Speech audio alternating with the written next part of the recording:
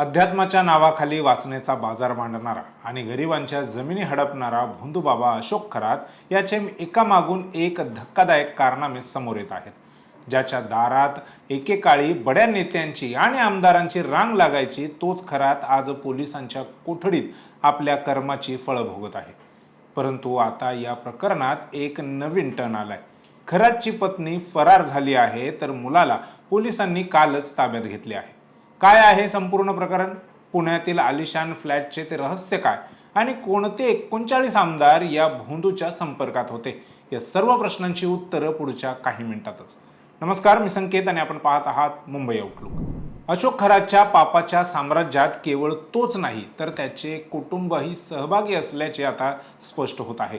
शिर्डी येथील जमीन फसवणूक प्रकरणात खरातची पत्नी कल्पना खरात हिच्यावर गुन्हा दाखल होताच ती फरार झाली आहे. जेव्हा SIT पथक खरातच्या घरी चौकशीसाठी पोहोचले, तेव्हा कल्पना खरात तिथून गायब होती. अखेर पोलिसांनी तिचा मुलगा हर्षवर्धन खरात याला ताब्यात घेतले आहे. आई कुठे आहे आणि या व्यवहारांमध्ये कोणाकोणाचे हात गुंतले आहेत याची चौकशी आता पोलीस करत आहेत. अशोक खरातची पत्नी कल्पनाचा जन्म हा एका अत्यंत साध्या आणि कष्टकरी कुटुंबात झाला. लग्नापूर्वी तिची आर्थिक परिस्थिती अतिशय बेताची होती. तिचे वडील सामान्य नोकरी किंवा मजुरी करून घर चालवत असत. एका छोट्याशा घरात राहणाऱ्या कल्पनाला लहानपणापासूनच गरिबीचे चटके सहन करावे लागले होते. पैशांच्या कमतरतेमुळे तिचं शिक्षणही हवं तसं पूर्ण होऊ शकलं नाही. घरात 2 वेळच्या जेवणाची भ्रांत असताना चैनीच्या गोष्टी तर दूरच होत्या. अशा परिस्थितीतून बाहेर पडण्यासाठी ती नेहमीच कोणत्या तरी संधीच्या शोधात होती. अशातच तिची अशोक खरातशी ओळख झाली. खरातच्या बायकोचं खरं नाव कल्पना नाही, लग्नाआधीचं तिचं नाव सुनीता असं आहे. खरातने काळे कारनामे सुरू करण्याआधी तिच्या नावात बदल करून तिला कल्पना म्हणून नवी ओळख दिली. लग्नानंतर तिचे माहेराशी संबंधही कमी झाले होते. अशोक खरात हा सुरुवातीला एक सामान्य वाटणारा माणूस म्हणून लोकांच्या संपर्कात आला.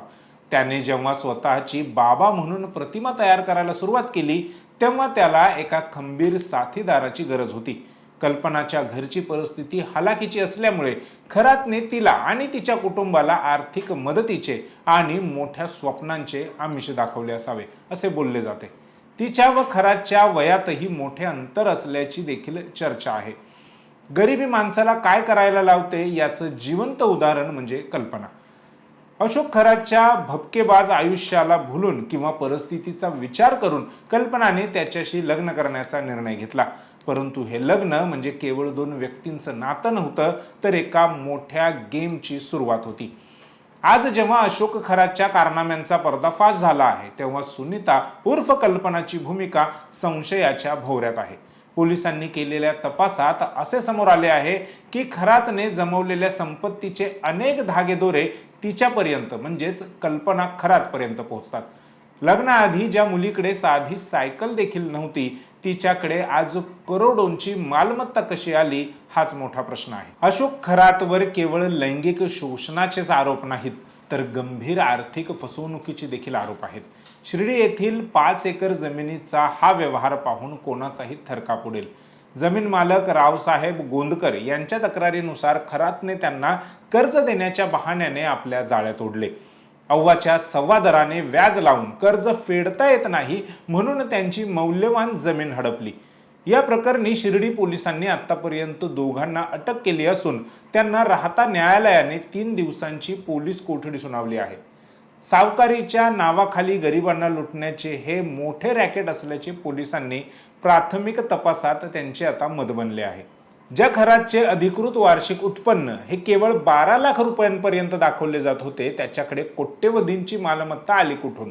पुण्याच्या पॉश मॉडेल कॉलनीत 24 रत्नम नावाच्या आलिशान सोसायटीत खरातच्या मुलीच्या नावावर एक 3 BHK फ्लॅट आहे. धक्कादायक बाब म्हणजे 2023 मध्ये हा फ्लॅट खरेदी करताना खरातने बिल्डरला तब्बल 1,20,00,000 रुपये रोख दिले होते, हार्ड कॅश. कोणताही चेक नाही, कोणताही ऑनलाईन व्यवहार नाही. हा काळा पैसा नेमका कुठला असा प्रश्न आता आयकर विभागाला पडला आहे. खरातने आपल्या विविध कंपन्या, बांधकाम प्रकल्प आणि हार्डवेअर व्यवसायांच्या माध्यमातून मोठ्या प्रमाणावर GST डुबवल्याचा संशय आहे. आयकर विभाग आता खरातच्या सीएची आणि त्याची समोरासमोर चौकशी करणार आहे. शेकडो कोटींचे हे साम्राज्य केवळ अध्यात्मातून उभे राहिले की यामागे काही मोठे राजकीय वरदहस्त होते हे पाहणे आता औत्सुक्याचे ठरेल. या प्रकरणातील सर्वात स्फोटक माहिती म्हणजे खरातचे राजकीय संबंध. एका आमदाराने मोठा खुलासा केला आहे. खरातच्या दारात तब्बल 39 आमदार रांगा लावून असायचे. जर हे खरे असेल तर या भोंदूबाबाचा राजकीय वावर किती मोठा होता याची कल्पना येते.